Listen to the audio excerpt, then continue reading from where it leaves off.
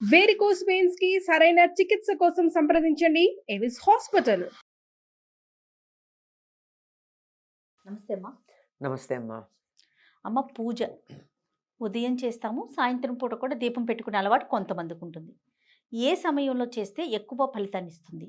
దాంతో పాటుగా ఇంట్లో ఎవరు చేయాలి? ఆ ఇంట్లో ఉన్నటువంటి ఆ స్త్రీ చేయాలా, లేకుంటే పురుషుడు, అంటే ఆడవారు చేయాలా, మగవారు చేయాలా? అసలు మనకి శాస్త్రం ఏమైనా చెప్పిందా దీనికి సంబంధించి? మీరు మొదట అడిగిన ప్రశ్నకి శాస్త్రం దాకా అక్కర్లేదమ్మా. ఆ, మనం ఆలోచిద్దాం. భోజనం పొద్దున్న చేయాలా, సాయంత్రం చేయాలా? మధ్యాహ్నం చేస్తాము, నైట్కి అంటే పొద్దున. మధ్యాహ్నం అంటే పొద్దున. పొద్దున్న పొద్దున చేస్తాం, సాయంత్రము చేస్తాం. రాత్రి చేస్తాం కదా. కదా, పూజ కూడా అంతే. 2 పూట్ల చేయాలి.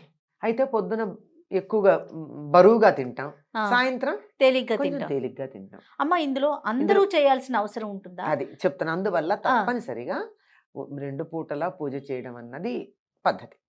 అయితే చాలా మంది సాయంత్రం పెద్దగా పూజ చేయరు. చాలా తేలికగా దీపం పెట్టి ధ్యానం చేయడము, తేలిగ్గా పూజ చేస్తారు. అయినా తప్పు లేదు.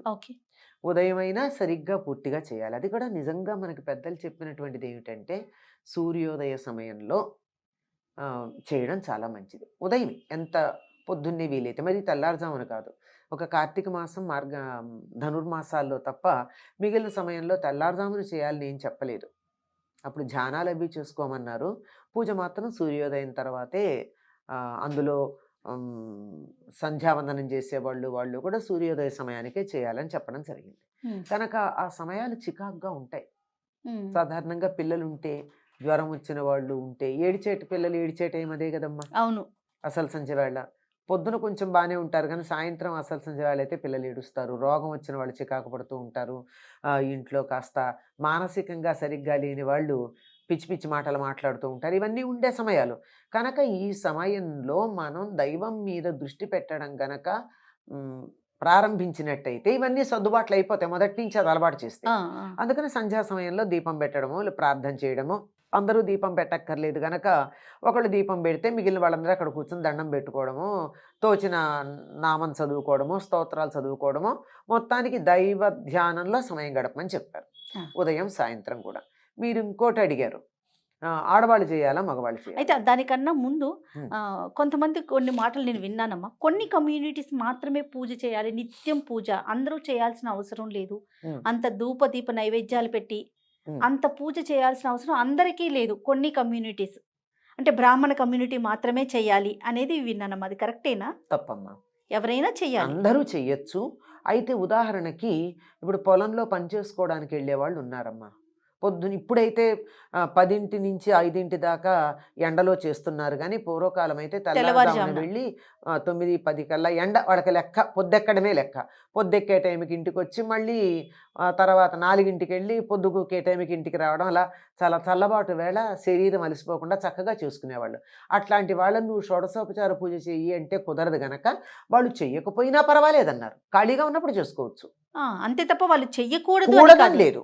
Assumption is different from banning. ఈ రెండింటికి మధ్య ఉన్న డిఫరెన్స్ తెలియక చాలా problems. Exempted is different, banned is different.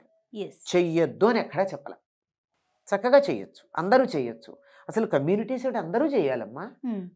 ఇప్పుడు వీళ్ళు అన్నం తినాలి, వీళ్ళు అన్నం తినకూడదు అని ఎవరి గురించి చెప్తున్నారమ్మా? శరీరానికి ఆహారం ఎంత అవసరమో మానసిక ఆరోగ్యానికి ధ్యానము, పూజ అంత అవసరం. ఎవరికి అక్కర్లేదు? అందరూ చేయొచ్చు. కాకపోతే వాళ్ళు చేసేటటువంటి పనులను బట్టి, వాళ్ళకున్న వృత్తి ధర్మాలను బట్టి వెసులుబాట్లు కలిగించారు, కొన్ని రకాలైనటువంటి సౌకర్యాలు కలిగించారు, కొన్ని రకాలైన ఇబ్బందులు లేకుండా మీరింత మాత్రం చేసినా చాలు అని చెప్పి వాళ్ళకి ఎగ్జంప్షన్ ఇచ్చారు. అంతే తప్ప ఇది వీళ్ళే చేయాలి, ఇది వీళ్ళు చెయ్యకూడదు అన్నది లేదు, నియమం లేదు, ఏమీ లేదు. తప్పనిసరిగా అయితే ఈ చెయ్యగలిగినటువంటి చెయ్యవచ్చని చెప్పిన కమ్యూనిటీస్ అని చెప్పారే, వాళ్ళు కూడా రోజు చేస్తున్నారా అమ్మా? అంటే ఉన్నమాట సత్యం మాట్లాడుకోవాలి. ఇప్పటికి కూడా మీరన్న కమ్యూనిటీస్లో నిత్యం షోడశోపచార పూజ చేస్తున్నారా? అది ప్రశ్నించుకోవాలి, అది ఈ మాటలు మాట్లాడేవాళ్ళు ఇవన్నీ కూడా ఆలోచించాలి కదా. తొందరపడి మాట అనడం చాలా తేలికమ్మా. తర్వాత ఈ చేసేవాళ్ళు రోజు స్నానం చేసి వంట చేసి చేసినటువంటి వంటని దేవుడికి నివేదన చేసింది మాత్రమే తినేటటువంటి వాళ్ళు ఉన్నారా? అందరూ కొద్దిమంది ఉన్నారు, లేరంటల్లా. అందరూ లేరు కదా. అవును. ఏదన్నా అంటే మా ఉద్యోగం, మా ధర్మం అని అంటున్నారు. అందువల్ల ఇది సమాజాన్ని విడదీసి ఏదో రకంగా ముక్కలు చేసి ఒకళ్ళ మీద ఒకళ్ళని ఉసిగొల్పడానికి చేసేటటువంటి ప్రయత్నాల్లో భాగం తప్ప ఇది నిజంగా ఎక్కడా లేదు. వీళ్ళు చెయ్యొచ్చు, వీళ్ళు చేయకూడదని లేదు. ఎవరికి వీలైనట్టు వాళ్ళు చెయ్యొచ్చు. ఆ కుమ్మర భీముడు ఉన్నాడే, అన్నమాచార్యులు పూజించినటువంటి అతను దేంతో పూజించాడు? రోజు కుండలు తయారు చేస్తూ ఆ కుండలు చేసిన తర్వాత వచ్చేటటువంటి మట్టి చివరిగా ఉన్నటువంటి దాన్ని ఇట్లా చేతులు నలిపేస్తే చివరి మట్టి కొంత వస్తుంది. ఆ మట్టితో చిన్న చిన్న పువ్వులు చేసి ఈ పూలని ఆయనకి అర్పించాడు. చేసిన పూలని ఆయనకి ప్రత్యక్షమయ్యాడు, ఆయన అవును అనుగ్రహించాడు కదా. అందువల్ల ఎవరికి వీలైనట్టు వాడు చేయమన్నాడు, కానీ ఇట్టాగే చేయాలన్న నియమం అయితే వీళ్ళే ఇది చేయాలనేది అదే లేదమ్మా. అతన్ని మామూలు పూలు దొరికితే వెళ్ళి పూలు తీసుకొచ్చి దేవుడికి పెట్టకూడదని చెప్పలేదే అతనికి. అవన్నీ ఇంట్లో చేస్తుంటాడు. ఇక్కడ కూడా చేస్తూ ఒక పువ్వు చేసి ఈ పువ్వు కూడా ఇస్తున్నాను అని ఉంటాడు. అంత మాత్రాన ఎవరిని వద్దని చెప్పలేదు, అందరూ చేయొచ్చు. చెయ్యకూడని పరిస్థితులు ఉన్నాయి. అంటే అశౌచం వచ్చినప్పుడు అట్లాంటప్పుడు చెయ్యొద్దన్నారు తప్ప అది ఎవరైనా పాటించాలి, అది ఎవరికైనా పాటించాలి. వీళ్ళు వాళ్ళు అన్నటువంటి భేదం లేదమ్మా. ఒక్కటి గుర్తుపెట్టుకోవాలి, చాలా సందర్భాల్లో మళ్ళీ మళ్ళీ మళ్ళీ మళ్ళీ చెప్తాను, నేను ఎన్నిసార్లు చెప్పమన్నా చెప్తా. సనాతన ధర్మంలో మనుషుల్ని ఈ రకంగా విభజించిన పద్ధతి లేదు. వారి వారి వృత్తి ధర్మాలు, మానసిక పరిస్థితులు, శారీరక పరిస్థితులు, ఆర్థిక పరిస్థితులు వీటన్నింటినీ కూడా పరిగణనలోకి తీసుకుని ఇది వీరికి ఉపయోగం, ఇది వీరికి ఉపయోగం కాదు అని చెప్తున్నారు. లేదు నేను దాన్ని అధిగమిస్తానంటే ఎవరు కాదనలా. ఓకే, అంతే తప్ప నో వన్ ఈజ్ బ్యాండ్. కొన్ని ఉన్నాయి, వీళ్ళు పనికిరారు అని చెప్పినటువంటి వాళ్ళు కమ్యూనిటీ ప్రకారం లేదు, వాళ్ళు చేసే పనులను బట్టి ఉంది, చేసిన పనులను బట్టి ఉందే తప్ప కమ్యూనిటీ ప్రకారం కాదు. అంచేత ఇట్లాంటిది లేదు, ఈ సోషల్ బ్యానింగ్ అన్నది లేదు. మీరు ఇంకొకటి అడిగింది ప్రధానమైనటువంటిది, ఆడవాళ్ళ మగవాళ్ళ. పూర్వకాలం శుభలేఖలు ఎట్లా ఉండేవమ్మా? శుభలేఖ అంతా రాసిన తర్వాత పైన ఏమనుండే, ఎవరి పేరు మీద ఇచ్చేవారు? ఇంటి పెద్ద ఎవరుంటే వాళ్ళ పేరు మీద ఇచ్చేవారు. శ్రీ అని చెప్పి వాళ్ళ పేరు మీద శ్రీ సహకుటుంబ వారు కుటుంబ సభ్యులందరూ అంతే. అంతే తప్ప మిసెస్ అండ్ మిస్టర్ అని కానీ, మిస్టర్ అండ్ మిసెస్ అని కానీ, XYZ అని కానీ వీళ్ళందరివి ఉండేవి కాదు. కనుక ఎవరు ఇంటికి యజమాని ఎవరు అంటే, ఎవరు యజ్ఞం చేస్తారో అతడు యజమాని. అంటే పూర్వం యజ్ఞం అంటే బ్రహ్మాండంగా జంతువులు తీసుకొచ్చి అంతంత ఆర్భాటం చేయడం కాదు, రోజు ఇంట్లో హోమం చేయడమే. అగ్నికార్యం ప్రతి వాళ్ళు చేసేవాళ్ళు పూర్వం. అలాంటి చేసేటటువంటి చోట ఎవరు చేస్తారో వాళ్ళే చెయ్యాలి ప్రధానంగా అని. కనుక ఇంటికి శుభలేఖ ఇచ్చేటప్పుడు ఒకళ్ళ పేరు మీద ఇచ్చారే, అట్లాగే పూజ ఒకళ్ళు చేస్తే సహకుటుంబానాం అని చెప్తారు. కనుక ఆయన కుటుంబం అంతా అందులో వచ్చేస్తుంది. కనుక ఇంట్లో ఒక్కరు చేస్తే, ఇంటి యజమాని ఎవరో వాళ్ళు చేస్తే చాలు. ఆ యజమాని అన్న పదంలోనే ఈ ఇంట్లో ఈ అగ్నికార్యం, పూజ ఇత్యాదులన్నీ నేను చేస్తాను అన్నవాడికి యజమాని అని పేరు. ఆయన చేస్తే చాలండి. పూజ నిజానికి మగవాళ్ళే చెయ్యాలి.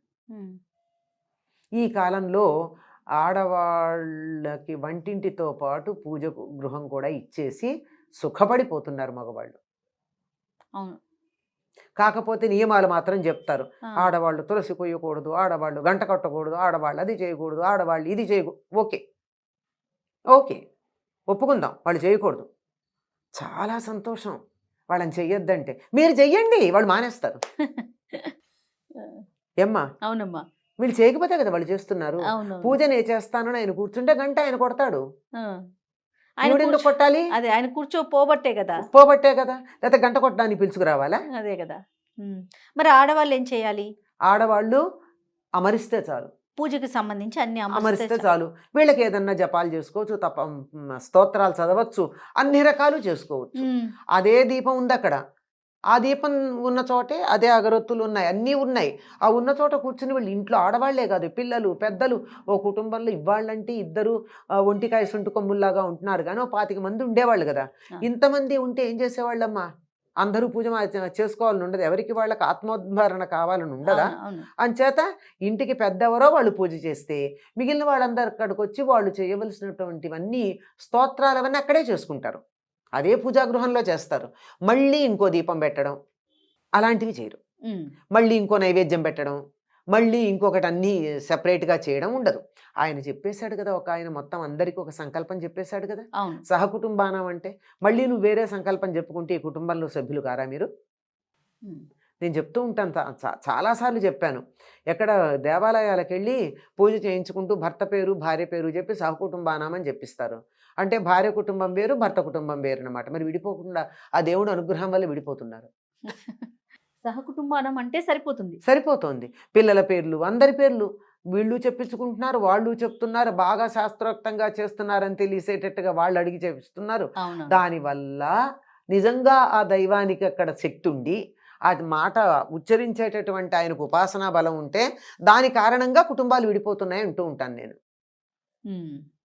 ఇది చెప్పకూడదు, ఒక్కళ్ళే ఎప్పుడు చెప్తారు, ఇది శాస్త్రం దాకా వెళ్ళకుండా, ఇది శాస్త్రం చెప్పిన మాట. ఇంకా మామూలు వ్యవహారాలు ఏం చెప్తారంటే, మామూలుగా ఇల్లు అందరూ కలిసికట్టుగా ఉండడానికి ఒకే పూజ గది, ఒకే వంటిల్లు ఉండాలి. ఎవరికి వాళ్ళకి విడిగా వండుకుంటూ ఉంటే వేరు కుటుంబాలు ఉన్నట్టే. సత్రంలో ఆ పక్కన ఒక పొయ్యి పెట్టుకుని ఒకడు, ఈ పక్కన పొయ్యి పెట్టుకుని ఒకడు వండుకున్నట్టు ఒకే కప్పు కింద ఉన్న వీళ్ళ వంట వీళ్ళది, వాళ్ళ వంట వాళ్ళది అంటే విడిగా ఉన్నట్టే లెక్క.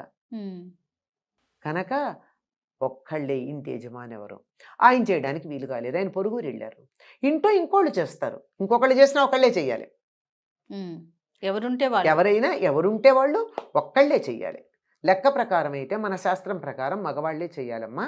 మగవాళ్ళు చేయలేని పరిస్థితుల్లో ఆడవాళ్ళు చేయాలి. చెయ్యొచ్చు, చెయ్యకూడదని చెప్పలా, గమనించాలి. ఈ మాట ఇప్పుడు మగవాళ్ళు చెయ్యాలి అనగానే వెంటనే ఆడవాళ్ళు చేయకూడదు అని చెప్పేటటువంటి వాళ్ళు, మేమెందుకు చేయకూడదని వాదనకు వచ్చేవాళ్ళు 2 పక్షాలు ఉంటాయి. అలాంటిది ఏమీ లేదు, ఆడవాళ్ళు కూడా చెయ్యొచ్చు. వాళ్ళు ప్రధానం, ముఖ్యంగా ఎవరి డ్యూటీ వాళ్ళు చేయాలమ్మా. ఆ డ్యూటీ చేసేవాళ్ళు లేనప్పుడు ఇంకోళ్ళు వాళ్ళ డ్యూటీ చేస్తారు, మానేయరు. ఎవరు చేసినా అందరికీ వర్తించేటి చేస్తారు, కుటుంబానికంతా ఒకళ్ళే చేస్తారు. లేదు నాకు రాముడు అంటే ఇష్టం, మీరు ఏదో లక్ష్మీనారాయణ పూజ చేశారు, రామాష్టోత్రం చదవలేదు, నేను రామాష్టోత్రం చదువుకుంటాను, నేను లక్ష్మీష్టోత్రం చదువుకోవచ్చు, తప్పేం లేదు. కానీ మళ్ళీ దీపం పెట్టి మళ్ళీ ఇంకొక ప్రమిద పెట్టి ఇలాంటివి చేయకూడదు. చేస్తే కుటుంబం విచ్ఛిన్నం అవ్వడం అక్కడే మొదలు. రైట్ అమ్మా, సంతోషం. నమస్తే అమ్మా.